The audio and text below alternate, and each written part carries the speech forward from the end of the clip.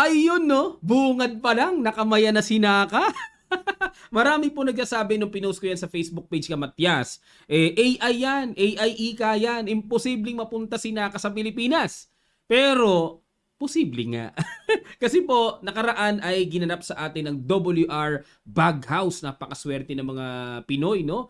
Kasi dito ginanap sa atin at sinamantala naman ang chess community natin na ma-meet si Naka. At totoo, nandito po siya. Nakausap ko siya. Actually, short talks nga lang po patungkol po sa chess at pinost ko rin yun sa Facebook Kamatyas. At doon, naniwala na po yung iba na, ay oo nga no, wow!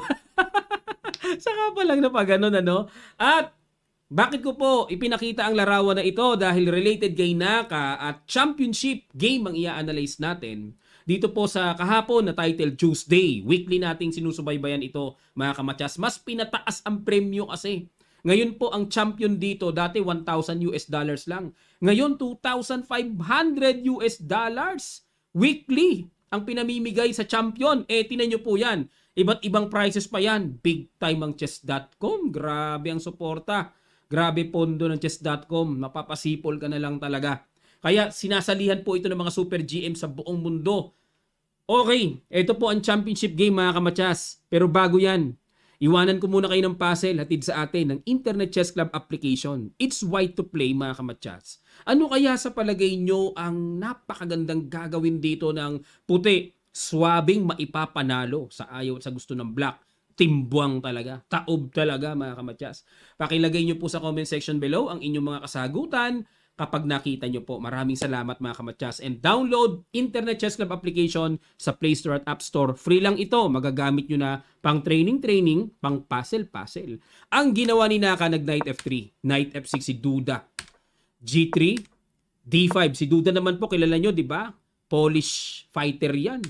Bishop G2, C5, ayan. Ganyan po talaga ang ginagawa mga kamatyas kapag naramdaman ng black na parang walang kinokontrol ang puti sa pamamagitan ng pawn, walang kinokontrol ang puti sa sentro, yun ang ibig ko sabihin, tinitake advantage na bakbakan ng control sa sentro para makakain ng space.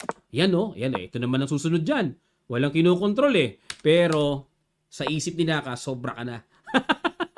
Wag ganon. Kaya nag-D4 na to control the E5. At nag-E6 naman. Simple lang po para suportahan yung bishop. C4, sinabayan ng basag-basag. So ito po ay nauwi na sa tinatawag na Catalan opening. Catalan na ito, na transpose. Kinapture ang C4, nagku-Queen A4 dito para bawiin yung pawn sa C4.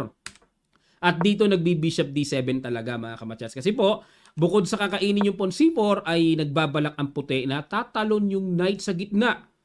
Pagkatalon dyan ay talagang ang dami nang nakathreat sa knight C6, may bishop pa. Kaya pinutol kagad ni Duda ang queen na yan at talagang duda siya na atake ng knight E5. Kinapture ang D4, knight takes D4 at nag-insert na naman ng another pressure kasi po yung tore, nandyan kasi ang queen Pero relax lang si Naka, nag-knight C3 lang siya, develop lang para kung saan man dadalhin yan, wala pa namang mapanganib na mangyayari sa queen. Kaya kahit na tinutukan ng tore dyan, okay lang, relax lang. Mas pinariority niya ang pag-develop. At kinain naman ni Duda yung knight sa gitna. Bakit? Para magkaroon ng ganyan. Makatipid sa tempo, may develop pa, may atake pa. At pumunta naman sa kabila, Bishop C6. Ayan, nakakainip ng makitang magkasling ang black dyan. Pero ang tagal. Tinapatan pa ni Duda yung bishop ni Naka. Rook D1, sinamantala naman ni Naka na okay, atakihin kita. Queen A5. Ayan na po, napaka-aktibo na ng queen. Kinain na, takes, at dito mga kamatyas. Sige po, pakiguess nyo nga ang rock and roll variation na ginawa dito ni Naka, mga kamatyas. Sa ilang sandali lang, tutuloy agad natin. Start.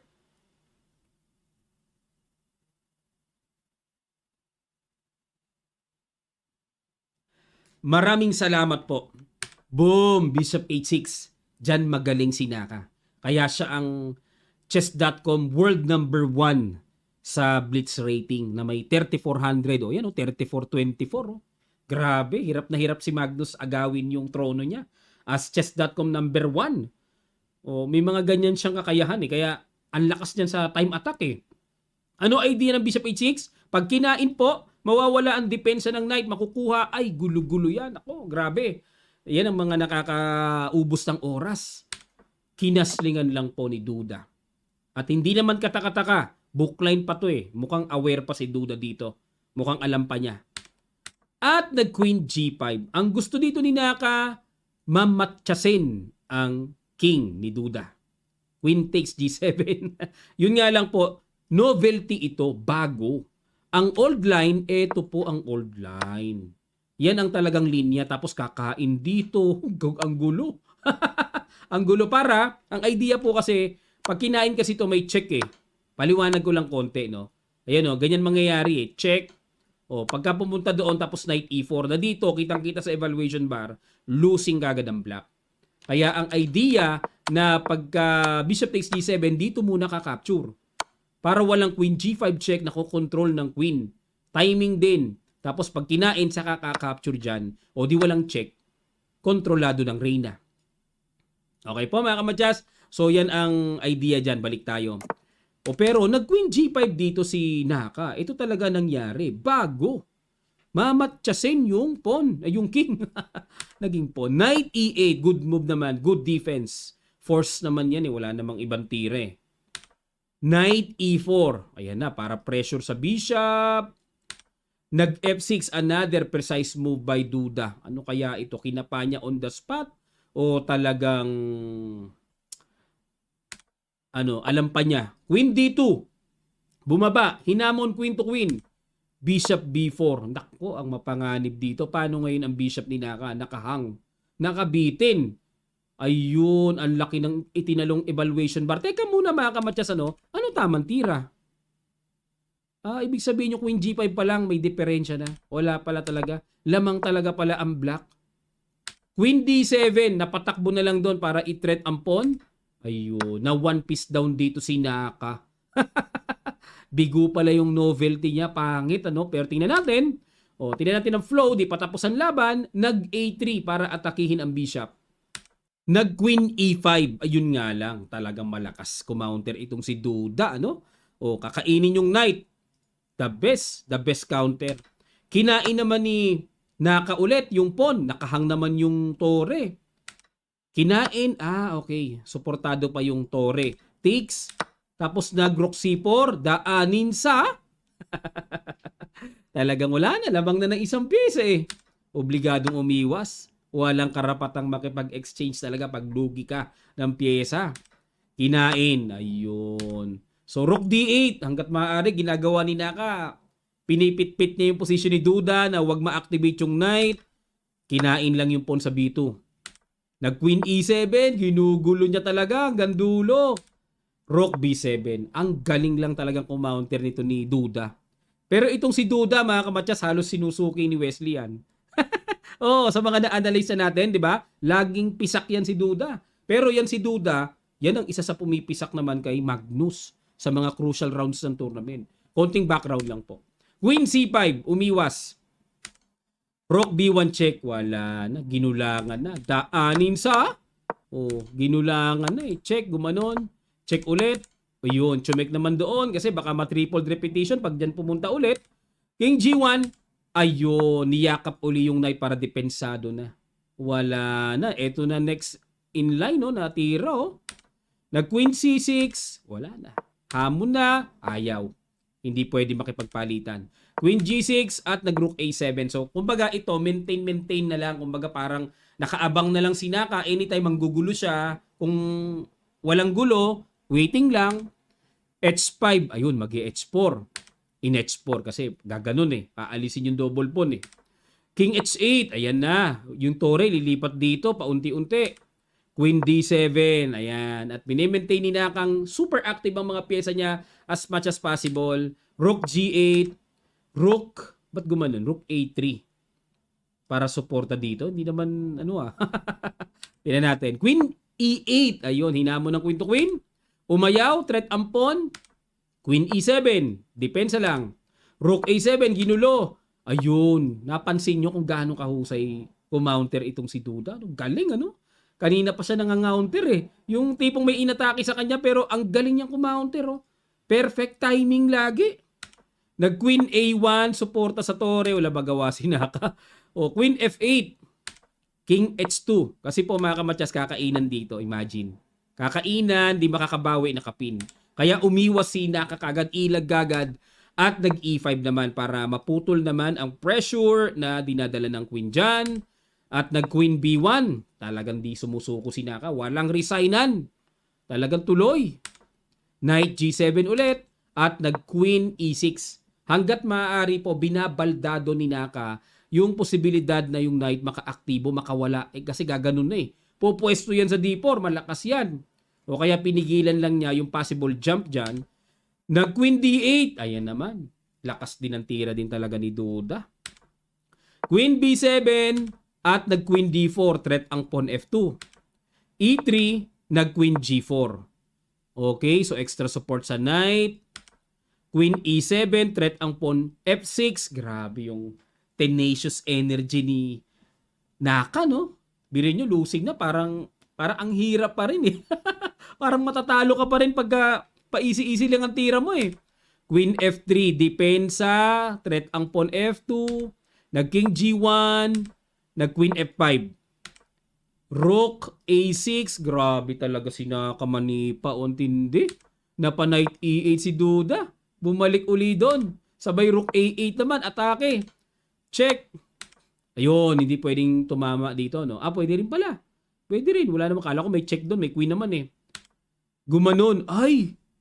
Ha? Talaga? Check. Gets ko na. Galing. Perfect. What a brilliant ideal attack by Duda. Grabe galing, oh. Naparook A2 para depensahan. Grabing level ng mga 2700 player, ano? Ibang level na rin talaga. Alam niyo, pag kinain kasi yung knight, ito po mangyayari mga kamatyas, may kain dyan. At kapag naging H1, may Queen F1, Queen E1 ang tira. Oh. Para pagka gumanon, kain, diretso matyas. Kung aangat naman dito sa G2, Queen E2 check. Pagka gumanon, teka muna, ba't na paulit-ulit? Parang, ayun, dito ang tira. Okay, perfect. Queen F3 check. O kasi ang tinitira ng computer is Queen F1 eh. Ba't paulit-ulit? Queen F3 ang tira. O para dito na siya tatakbo. O tapos Queen takes G3. Hindi makagalaw yung tore kasi nakapin eh. O pagka kumawala, Queen F3 check. Pagka gumanon, capture ulit. Pagka naging D1, Queen F3 check. Pagka gumanon, ayun, may huli na. Huli na, kain na yung tore. Check. May double na mga kamatyas. Kung dito pupunta, kakainin na yon. Kain-kain, sabay labas na. O, pag-check dito. Okay. So, pag-check dyan, King F5. Yung pawn supported na ng queen. So, lalabas yan, lalapit dyan, kakainin pa tong isang to. So, yun po yung teknikan, how to win that kind of position, mga kamatyas. Balik tayo. Grabe tong Queen F1. Naparook A2 dito si Naka. Nahinto yung kanyang pangliligalig, mga pang-atake niya doon sa back rank ni Duda. Queen D1. Ano purpose ng Queen D1? Queen F7. Grabe. Di ba kagalaw yung knight to? Palag pa rin. Queen F3. King G1. Queen F5. Uy, susundutan check. Pero supported naman yung tore. Rook A7 ulit. Okay, talaga. Galing, husay. Queen G6. Queen E6. Hirap na hirap yung knight ni Duda. Yun, nakagalaw din. Sa wakas, nakagalaw din. Nag-Queen C6. Nakagalaw din sa wakas. Ayun na. Nagkaroon na ng buhay. Yun pala ang ideal position na dapat magawa ni Duda. Yung queen nandyan para makalabas yung yung knight. Hindi ubra yung mga sugod-sugod niya, kulang. Nagking F1 kasi po kakainan na dito eh. Kaya kailangan umilag na, tumakbo na yung king. Knight H6, dyan naman magmamaneuver. Queen F3, Queen F5. Okay, hamunin, daanin sa yaman, pero umayaw. Ayun. So, iba na ito mga kamatyas. Ibang-iba na. Nag-Rook C8. Ayun. Naku, check sa ilalim. May Rook C2 rin. O kumbaga si Duda naman ang umaatake. Queen E6. Queen D2.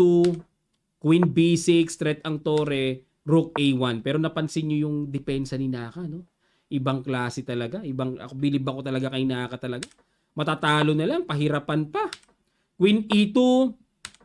Queen D4, threat ang tore, nag-Rook F1, Queen D3, Queen E1. Okay, so avoid exchanges. Maintain the pieces as much as possible. Queen F3, naku, pit-pit na. Queen A5, nang gulo ulit. Ayun. Makulit kang queen ka. Pag check dito, angat lang, check, mauubusan na angat lang. Mauubusan ng check, ano? Kinain na, ayun. Pagkakain po, wala na, bad move. Bakit? Meron bang ibang tira? Queen C5 daw.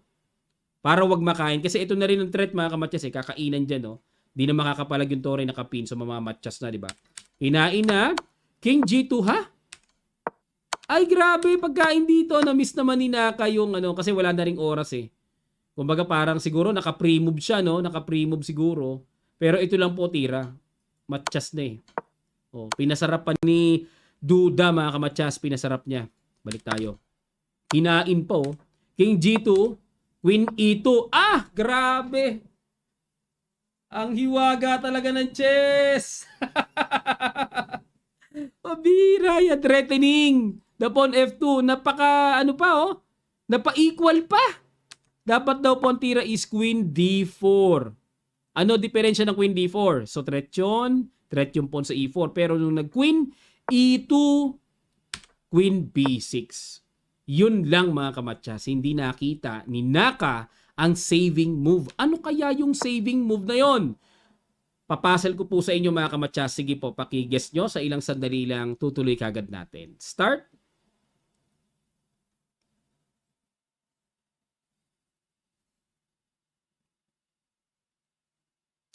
Maraming salamat po. Kumabyo si Duda. Oh. Dapat pala, hindi tabla. Naisip dito siguro ni Naka kaya di niya chinek. Baka maubusan siya ng check. At hindi na niya mabalikan yung F2 at E4. Aw! Nakakapanghinayang, oh. Perpetual. Pag dito, check dun, oh. Hindi makaangat, eh. Sa pupunta. O pagka gumanon, check lang. Perpetual. Oh. Wala na. Tabla. Hanip yun. Isang tira lang. Pagka gumanito, check dito. Oh, check. Grabe, perpetual check. Tabla yan. Hindi nakita. Kakapanghinayang si Naka. Oo, nag-Queen B6 eh. Kinainan doon. Oo, sayang. Ayun na naman. Ayun na naman. It's another drawish chances. Oh. Wala na talaga. Wala na talaga. Sa bagay, time na rin, mga kamatyas, time factor. Pero, 26 seconds, matagal pa yan, ah. Ito raw ang tira, mga kamatyas, oh. Kasi po ito play to finish. Naging 5 minutes ang time control, pero play to finish. Walang increment, mga kamatyas. Kaya siguro nape-pressure sila, no, na gusto nila magmadali. Wala kasing increment eh. Pero ang tamang tira, ito pa rin, no, tabla pa rin. Tabla pa rin, no. Saan pupunta? O, halimbawa dito, di nawala na yung pawn sa E4. Ito pa rin po daw ang gagawin, no. O, halimbawa, bigyan natin ng option, doon pupunta, Queen C8. Wala na, babalik lang din. Kasi kung umangat dito, talo pa. Oh, bakit gano'n? Bakit naka-equal pa rin? Ha? Bakit? May ano dito pala, may check. Oh, nagtaka ako, pag check dito lang pala pupunta. Wala palang ano, pag kinain kasi may check, talo pa rin. 1 pawn up eh. Talo pa rin sa king and pawn. Oo, 1 pawn up eh. Grabe, teka muna, parang queenless, no? Ang tamang tira is dito para secure talaga. Check, babalik ulit. Check doon, kala ko kung queenless yun eh, talo pa eh. May knight h2 pala doon. Giwaga ng chess talaga. Check. Oh, ayan oh, na-miss ni Naka ito. Perpetual na naman. Nako, Naka, mukhang napapa-baghouse ka yata. Nasobrahan sa baghouse. Oh, tumira ng king E1. Naku po, sayang, Naka. 2 beses binigyan ng pagkakataon, ano? Ayun, wala na. Di na pinakawalan ni Duding na Malupites. Oh, yun, wala na. Simple king and pawn ending with parang considered 1 pawn up lang kasi double pawn naman eh. Pero wala na. Pag king and pawn ending, 1 pawn up. O yan o. O yun o. Kumbaga ano na lang eh. O hindi pwedeng sumabay dito, mga kamatyas. May kain, ganon, ganon. Tuloy-tuloy po yan. Okay? Kaya king F2 si Naka, F5, gumanon, kain. Lumaban pa rin eh. Kasi play to finish niya. Oo, 9 seconds na lang si Duda oh. Nilaban pa rin. Tinan nyo, hindi nadadagdagan yung oras. Diba? Ayun o, nilaban pa rin. O, laban pa rin. Wala na. Boundary yan eh. Wala na. Anytime, matchas na. Niresign na. Grabe. 2 beses binigyan ng pagkakataon si Naka. Hindi niya napansin ang perpetual. Siguro ang laging nasa isip niya yung walang increment na pe-pressure sa time. Kumbaga yung speed is matter. Kaya tumitira na lang ng kung ano-ano. Parang di na niya kinakalculate na yung check, check, check. Feeling niya parang makakatago. Tapos ano yung pala? Perpetual, no? Kung kayo kaya mga kamatsas makita niyo yung perpetual na yon. Sige po yung totohanan lang. In that portion na may oras pa, mga ilang segundo pa, kaya nyo kaya makita yon? Mapapansin nyo kaya? Ako kasi napansin ko, nag-a-analyze na lang ako ngayon. Pero hindi ko alam kung sa actual pressure ng championship game. Grabe, no? O sige po, ito, pakita ko sa inyo mga kamatsas, ang kanilang standing. Ito po standing nila. Buong-buong nakuha ni Duda ang $2,500 US. Ang laki nun. Times 61 nyo, 2,500. Grabe, magkano yun? Kulang-kulang 150,000 pesos? Dati, 1,000 lang eh. Parang, kumbaga parang sinasalihan na rin ng maraming Super GMs, di ba? $1,000 kasi highest price naman ng regular weekly. Wala namang ibang gumagawa nun eh. Dinagdagan pa ng chess.com, naging 2,500 pa. Eh di lalong sinalihan. Yun nga lang, wala sila Magnus dito at Wesley. So, siguro nagpapahinga muna mga kamatsas. Ano? Pahinga muna oh. Over 478 title players. Siguro po timingan ko mga kamatsas. Matulog lang ako na maaga. Puyatan to eh. O mahina ako sa puyatan. Nagkakasakit ako mga kamatsas. Kaya hindi ko masalihan din to eh. Siguro tulog ako ng paghahandaan ko talaga maghapon. Para sa gabi may tulog ako. Tapos kondisyon. Tapos marami akong may tubig ako. No?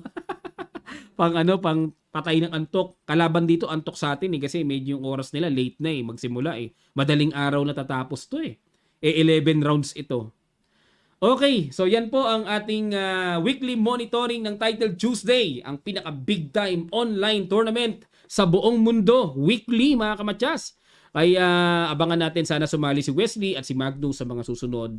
Nandito lang po tayo nakahandang i-analyze ang kanilang mga crucial games na kapupulutan natin at dagdag kaalaman sa larong chess. Maraming salamat po. Muli po, nag-iimbita ako sa mga interesadong mag-training. Subukan nyo po ang Kamatsas online chess training. Ako po mismo nagtuturo doon ng endgames, middle game at openings.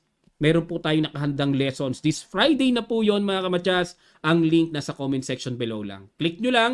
Bago kayo mag-enroll, basahin nyo munang mabuti para maganda po ang inyong pagkaintindi bago kayo sumali. Maraming salamat. Magkita-kita pa tayo sa mga susunod pa nating chess updates. God willing.